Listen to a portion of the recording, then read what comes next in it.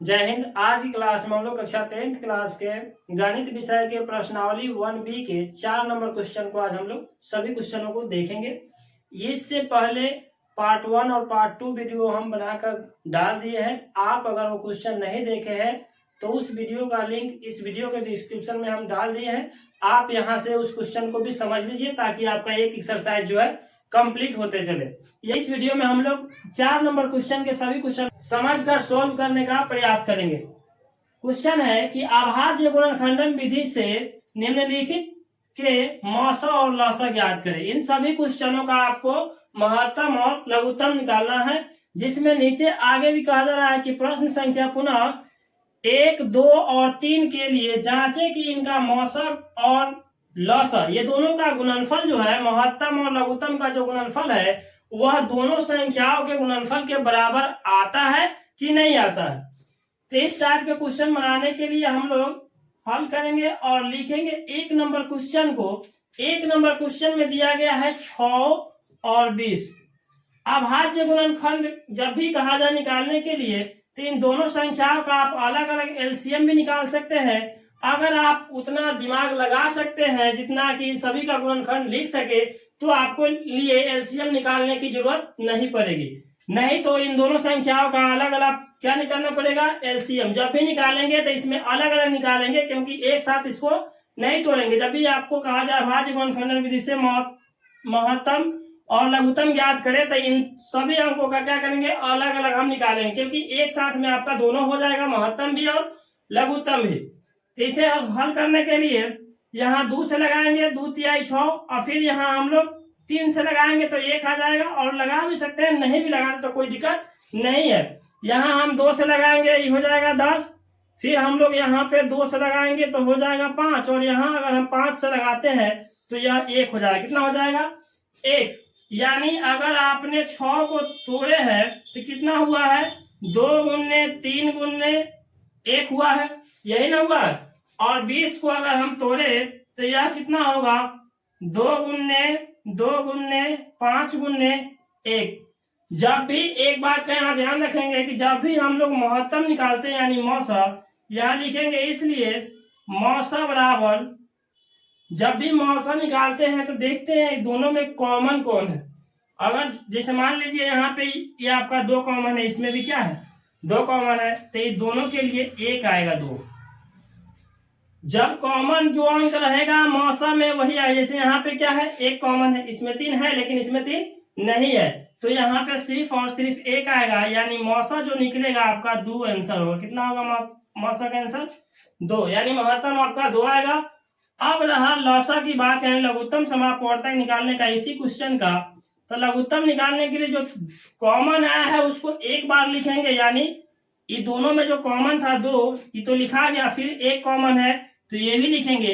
और जो अंक कॉमन नहीं है लघुत्तम में वो पूरा अंक लिखाएगा, यानी 3 है तो 3 भी लिखाएगा, और ये 2 है तो 2 भी लिखाएगा, और ये 5 है तो 5 भी लिखाएगा। यानी 2 तिहाई 6 और 6 दूना 12, 12 25 60। यानी इसका एलसीएम जो होगा यह 60 आएगा। कितना आएगा, 60। इसी तरह हम लोग दूसरे नंबर क्वेश्चन को भी बना सकते हैं। दूसरा नंबर क्वेश्चन दिया गया है 17 और 25 है। कितना है, 17 25। अगर हम 17 का अलग एलसीएम करें और 25 का अलग करें तो 17 तो मेरा कितना से कटेगा, 17 ही से कटेगा। जब भी कटेगा 17 तो कितना से कटेगा, 17 से। और 25 जो कटेगा ये 5 से कटेगा, यानी 5 पचे 25, और फिर 5 से अगर हम लगाएंगे तो 5 एकम 5। यानी अगर हम कहे कि 17 का गुणनखंडन करेंगे तो ये हो जाएगा 17 गुने 1। कितना हो जाएगा, 17 गुने 1। 25 का अगर हम करेंगे तो इसको लिखेंगे 5 गुना 5 गुना 1 लिखेंगे। इसमें अब हम लोगों को एचसीएफ यानी मौसा जब निकालना होगा तो हम लोग जो कॉमन रहता है उसी को लेते हैं। तो जो कॉमन इसमें कितना है, 1 दोनों में शामिल है, तो इसका मौसा का जो आंसर होगा वो 1 हो जाएगा। और इसी तरह से हम लोग इसका लौसा लेते हैं। लौसा अगर हम लोग लेंगे तो लौसा में जो कॉमन है उसको तो लिखेंगे ही, और जो कॉमन नहीं है वह तीनों लिखाएगा। मतलब 17 गुने 5 गुने 5, यानी 5 पचे 25, और 25 में 17 से गुना कीजिए।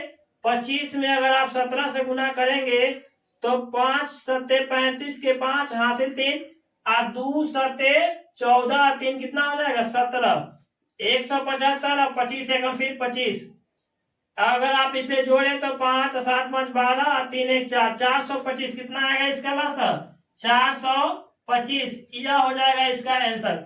इस तरह से आप करके तीसरा, चौथा, उसके बाद में पांचवा, छठा और सातवां नंबर क्वेश्चन को सेम आप इसी प्रोसेस से बना सकते हैं। और आगे कहा जा रहा है 1 2 3 और 4 को इस फार्मूला पर लिख करके आप सेट करके देखिए कि इसका आ रहा है कि नहीं। तो चलिए हम लोग इसी जगह थोड़ा सा हम चेक कर लेते हैं।